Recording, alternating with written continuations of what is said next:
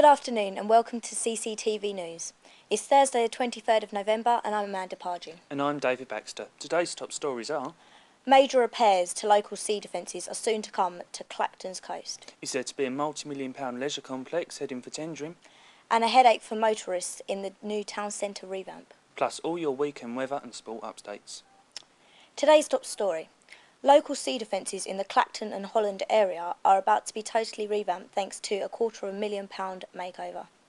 The plans bring with them many disruptions, but Tendring District Council say their aim is to keep Britain's Sunshine Coast defended for many years to come. Reporting from the scene is CCTV's Penny Colgate. £250,000 is the price set to patch up Holland-on-Sea coastal defences. Work will begin on Monday and a diversion route will be set up to keep the area clear. This could cause inconvenience, however the long-term benefits will be appreciated by locals in the future. Looking back, you can see the defences here are clearly not strong enough for the rough conditions of the sea.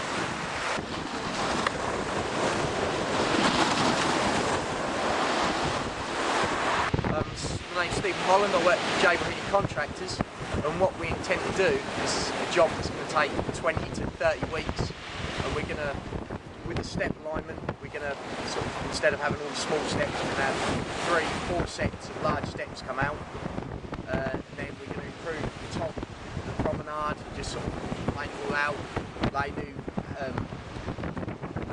new surfacing, just for a 200-metre stretch, just along the promenade behind. As you can see, this is just one of the safety precautions that have already been taken to prevent erosion. But is it enough?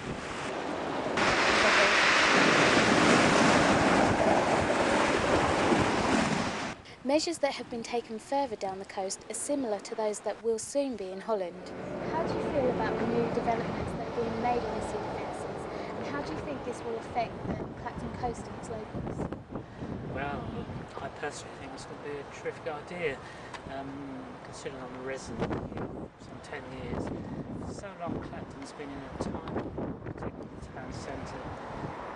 Well, this is the situation down here, with progress beginning to start and a clear demonstration of how the local residents feel. Now it's back to the studio with Dave. Plans have been proposed for a new multi-million-pound leisure complex in Tendring, which includes an Olympic-sized swimming pool. The scheme is set to centralise facilities for the Clacton, Frinton and Walton area in time for the London 2012 Olympics. Local councillors hope that by building the new complex, youngsters will be more inclined to use the facilities, encouraging them to be more active. It will also save people from travelling to use Colchester's and Ipswich's existing facilities, which get overcrowded. Developers are hoping to meet on Monday to finalise proposals.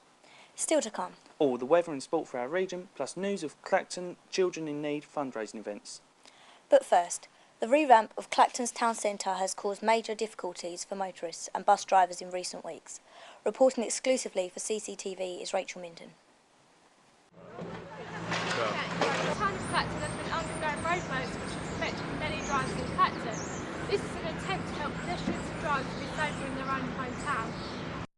As you can see, this is one of the main roads in Clacton town centre and has heavy roadworks and has caused many problems. Well, it's affecting us taxi drivers because we've got to go round and round the blocks. It's causing chaos and there's going to be nothing but aggro and there's going to be more accidents. Well, I hope they're going to benefit the town centre. The present moment they don't seem to be. They've been taking their time doing everything. Several of the roads in around the town are blocked off and I think people are not coming in because of this. Down the road, you come in the front there, you can't go down that road. And we're professional drivers. We still have a hard job getting around the town. Well, I think there'll be a good thing in the end, but they're causing a lot of disruption. And I've had quite a few people have been telling me that it's affecting their businesses. The roadworks have been causing many problems as drivers are becoming confused to which roads to drive in. This increases the number of accidents. Well, I think eventually it's actually going to be pretty good. We've obviously got a bit of a circuit here and you've got a lot of the cars racing around. I think in many ways they're trying to stop that. Obviously they changed the direction of the way the roads are facing and that, so you might not get so much of a circuit, you might break that up a bit. Also as well, it looks a lot cleaner and nicer if you've got a brand new road system. Albeit at the moment it's a bit of a pain because you've got lots of traffic building up, you've got a lot of roadworks everywhere. think eventually it's going to be for the better for Clacton. So from a policing point of view, it's going to be quite good. Distress and chaos in people's hands, but only time can tell. Back to the studio. Okay, here with me now is Jade Timothy, a Year 10 student from Clacton County High School who participated in a sponsored cycle from Clacton Pier to Walton and back to Clacton again. Okay, well first of all Jade, I'd like to congratulate you on your magnificent achievement. Yep. How long did it take you to do this? Well, we thought it would take a bit longer, but it actually took just under 4 hours. So. Oh wow, that's really good, especially as you've done this in fancy dress. Did this Yeah. take you Well, longer? the night before we spent several hours preparing our outfits, like making them out of old clothes, keeping with the yellow and red for Pudsey, obviously, so people could notice us, and just like wearing all our costumes and everything like that. And yeah, it did slow us down a tiny bit, but because there was lots of clothing dragging us behind, but we just kept on through it. Okay, and did you get much support from your staff and students at your school? Yeah, we got lots and lots of support from students and friends, and obviously teachers. We had lots of sponsors, and they were always like keeping up to date, like asking us how it was going and things like that. So that was very supportive. Okay, how much have you raised for your spike? Well, so far we haven't actually calculated it all, but I think we've got over £150. So we think that's doing quite well, but we might have slightly over when we count it up. Oh, that's excellent. And we also know that Clacton County High School also held a fundraising event for Year 7 students, and they raised a further £186 for children in need. Okay, now we've got Amanda with the weekend's weather. Thanks, David.